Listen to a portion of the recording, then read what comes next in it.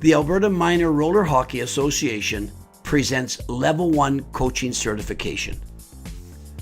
The benefits of inline hockey include conditioning, improved skill development, skill maintenance, skating stride strength, improved passing techniques, improved shooting ability, puck control, team play, offensive creativity, and defense man-to-man coverage. And here are some quick facts. A regular game is played with 4 skaters and 1 goalie. You can have up to 14 players dressed, 12 skaters plus 2 goalies. You are permitted to have 3 coaches or officials on the bench. There is no body checking, offsides, or icing. Penalties are 2 or 5 minutes. Power plays can be 4 versus 3, 4 versus 2, or 3 versus 2. Playing surface can be cement, asphalt, roll-on, or plastic tile. The surface area has only 5 face-off dots, 2 in each end and a center dot. There are only 2 zones, offensive and defensive, which are divided by a center line.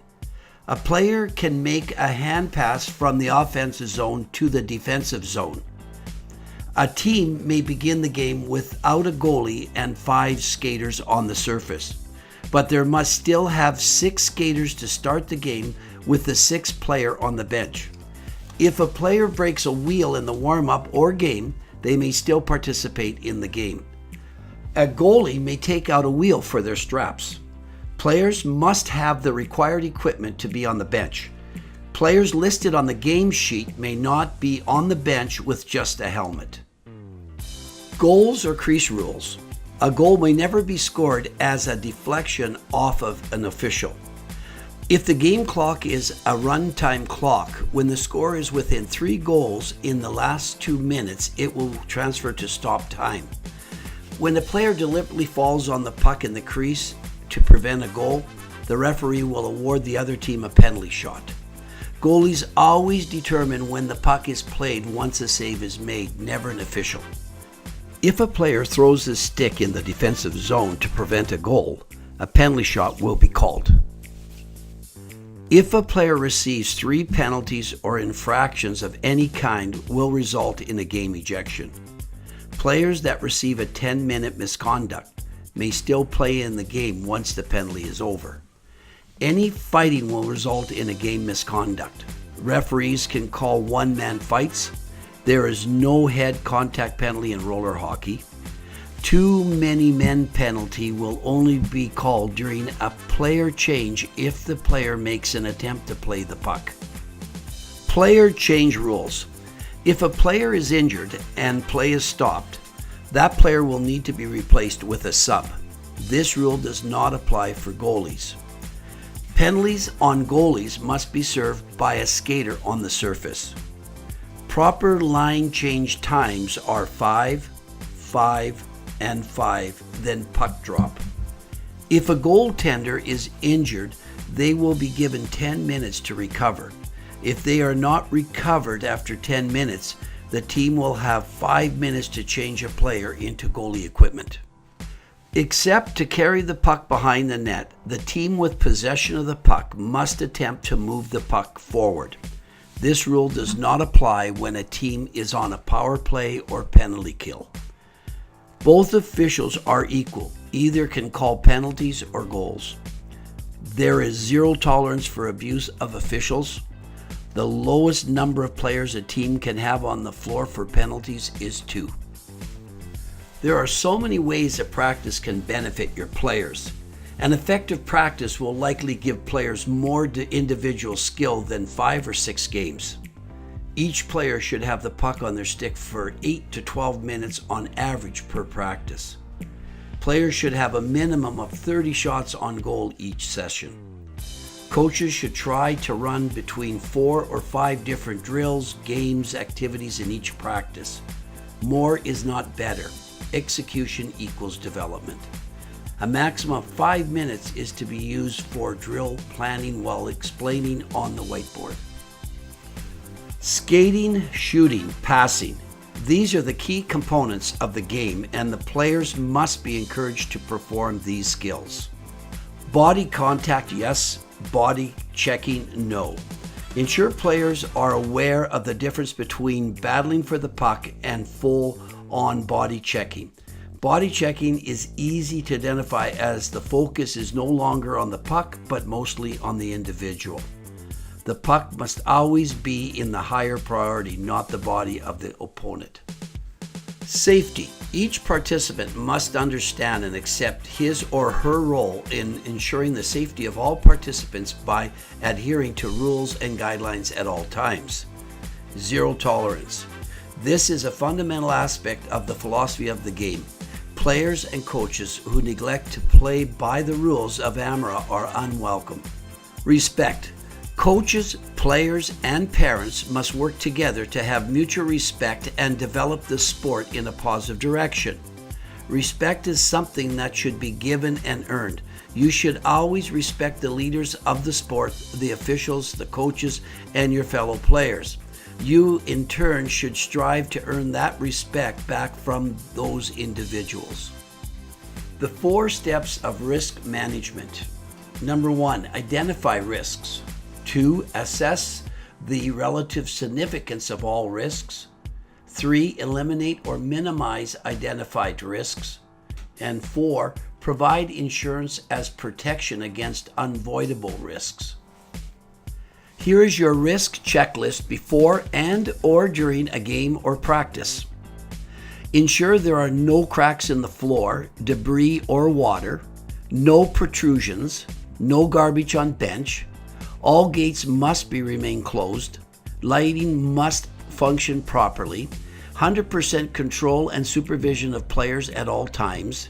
Enforce all official playing rules, no body checking or fighting. Rest periods and rehydration should be taken. Be aware of illness among players. The coach has 4 main roles. A good communicator, having a strong positive message for the team to follow. A strong leader, setting achievable goals and respectful of all participants, including the opposing team and officials. A teacher who knows their material and proper coaching techniques. And an organizer that ensures practices, games, and communication run smoothly. Bullying or harassment has become a big problem in team sports. The well-being of all the players on your team is your responsibility as the leader of the team. When a one-on-one player and coach situation present itself, another person should always be present. Enlist a parent, assistant coach, or another player to be present will protect all involved. To reduce or eliminate harassment, it's a good idea to develop a code for the dressing room. For example, no cell phones present and always speaking respectfully to all teammates. Group bullying does happen, but player-to-player harassment is becoming more of an issue. This form of harassment is mostly done quietly and discreetly. Team harassment and bullying policy should be laid out at the beginning of the year with a player-parent meeting. Coaching ethics. Respect for participants. Act within the accepted jurisdiction of the role of the coach. Do not participate or tolerate any form of discrimination or harassment. When giving feedback to players, use constructive criticism of the performances, not attacking the player's character. Responsible coaching. Use your influence in a positive and constructive manner. Up-to-date technical knowledge is essential. Have complete knowledge of rules, regulations, and accepted standards. Always ensure the well-being of the athlete. Only use accepted training techniques as outlined in this manual. Integrity. Fulfill commitments. Be on time for games and practices and fully prepared. Coach only within the guidelines. Ensure views are based on facts. Acknowledge contributions of others by giving praise and voicing concerns when necessary. Honoring the sport. Promote the positive aspects of the sport. Endorse and embrace the rules. Respect and honor the officials. Promote drug-free sports. Here's the list of the required player equipment.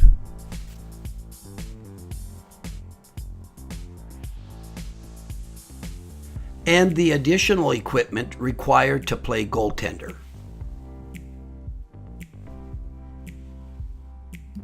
Wheels come in various sizes, with 72 millimeters to 80 millimeters being the most common for roller hockey. Many chassis now include wheels of different sizes known as high-low configuration. Front two wheels are 72 millimeters, while the back two are 80 millimeters. There are wheels specifically made for goalies. They are usually smaller, fatter, and harder. For example, 59 millimeters by 80A. The hardness of the wheel typically ranges from 74A to 82A for a hockey-specific wheel. 74A being the softer wheel and the 82A being the harder wheel. Wheel size and hardness are labeled on all wheels. These are the pros and cons of different wheels. Pros of a softer wheel: softer, smooth ride, better grip. Cons of a soft wheel: short wear life. Pros of harder wheel: harder, long wear life. Cons of a harder wheel: less grip, rough ride. Bearings are located in the center of each wheel. Bearings use the ABEC rating system to determine quality of the bearing. That is measured with a 1 to 3 and a 5 to 7. The higher the number, the faster and smoother the bearing will be. Forward stopping. A T-stop, which is also known as the foot drag method. This method is not intended to stop a player quickly, but it will enable a controlled stop to be made. A power slide. While skating forward, the player will pick up one skate, turn it 90 degrees in the direction of travel, pivot on the other skate while driving the wheels of the skate that is at 90 degrees into the floor. Backward stopping. The snowplow. As the player is skating backwards, they will lean forward slightly and turn the toes of their skates outward and heels inward. Pressure is put on the inside edge of the skates until they come to a stop. A 1 foot backward stop. The player will place 1 foot back at a 90-degree angle to the other foot and plant the inside edge of the wheels on the surface. Applying pressure on the surface will slow down backward movement. From this position, the player will end up in a T-start and can transfer to a forward skating very quickly. This is similar to the power slide. Goaltending. In roller hockey, a goalie faces unique challenges that need to be addressed and appreciated for the position to be perfected. One of the most important things a coach can do for the goaltender is to instill confidence. Ensure the goaltender realizes that the game of inline hockey is played in such a manner that allows for a lot of scoring chances. Therefore, the score tends to be higher than in ice hockey, not by fault of the goalie. Explain to the goaltender that the rest of the team that it is the number of scoring chances that is more important in numbers than the actual number of goals allowed. For your consideration while working with goaltenders, goalies are responsible for the stopping of an initial shot. They must always be set and square to the shooter. Playing the angle and focusing primarily on the shooter is the responsibility of the goalie. Their teammates are responsible for clearing rebounds and picking up the opposing players. Goaltenders constantly need to work on controlling rebounds. Goaltenders must pay special attention to the position of their feet when trying to move across the goal. Inline goaltenders will have to fight the friction between the skate wheels and the surface. Goalies that are able to play the puck are an asset. That skill should be worked on at every opportunity. Here are strategies to work with your parent group. Most importantly, have a parent meeting before the season starts. You can get ahead of potential problems before they materialize by having this meeting. get to know them, and spend some time talking about your past coaching experience and how you're going to manage this season. Make sure you go over what you expect from players and what kind of practice schedule you're going to keep. What else should you discuss in the preseason meeting? Number 1, parent expectations. 2, guidelines for playing time. 3, team rules and expectations. 4, team goals and priorities. 5, explain your coaching philosophy clearly. 6, know your system, teach your system. 7, let parents watch practice. 8, sell your system to the players and parents. 9, designate a parent liaison. 10, establish a complaint process for everyone. 11, always calmly handle disputes. And 12, create a fun and positive environment. Here are some tips for effective practices and proper instruction of skill. Inline hockey is a game of patience and having confidence with the puck. You can hold on to the puck a lot longer and move it around more. Inline hockey is a game of control. Key skill for your players is to learn stopping. Ice hockey is a dump and chase game, but because there are no offsides or icing in inline hockey, you should retain control of the puck as much as possible. Good quick passes and setup for one-timers and quick release shots. Compare offense to basketball. You want to bring the puck down, throw it around, and set up for that one good shot. There's a lot more thinking involved, set plays and picks. Different for goaltenders. You can't challenge the shooter as much because there's a lot of dishing off. Moving from side to side and shuffling is a lot more difficult than on the ice. Here are some basic tips for an effective practice. Number 1, coaches should have a minimum of 3 pucks for each player in their bucket. 2, players must be on time all the time. Coaches set the standard and lead by example. 3, don't waste floor time stretching. Stretching should be performed in the dressing room prior to the practice. 4, the use of stations in practices leads to a dynamic practice.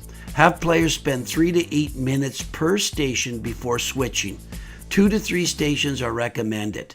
You must have 1 coach at each station. 5, basic skill development. Skating, puck control, passing, shooting should comprise 90% of your practice time. 6, positive and specific feedback for the players are very important. 7, routines in practice are dangerous. Players will pace themselves and become bored very quickly. Routine practices develop great practice players. Players also enjoy time on their own. 2 to 5 minutes per practice should be sufficient. 8, remember this quote. Tell me and I'll forget. Show me and I might remember. Involve me and I'll understand. 9, practice execution by coaches is of principal importance. Execution involves using all staff on the floor. And 10, relate what you do in practices to games and vice versa. Players, we are doing this drill because in our last game, we are unable to finish around the net. Or, this drill will assist you in keeping your stick and body away from the checker and in an effective scoring position. When practice planning, 1, set overall goals. 2, set specific goals. 3, build in principles of an effective practice. And 4, design the practice with time in mind. Here are some examples of drills that you will receive in your AMRHA Level 1 coaching booklet. The long figure 8 is a great warm-up drill. Follow me drill improves passing and cycling of the puck. Breakout number 1 creates room and moves the puck up the floor quickly. And here's an example of a power play. Congratulations, you have finished step 1 of your coaching certification. If you haven't already, proceed to the website to complete your download of the Socrative Student app and then take your exam. The specific exam name is posted on the website. Good luck.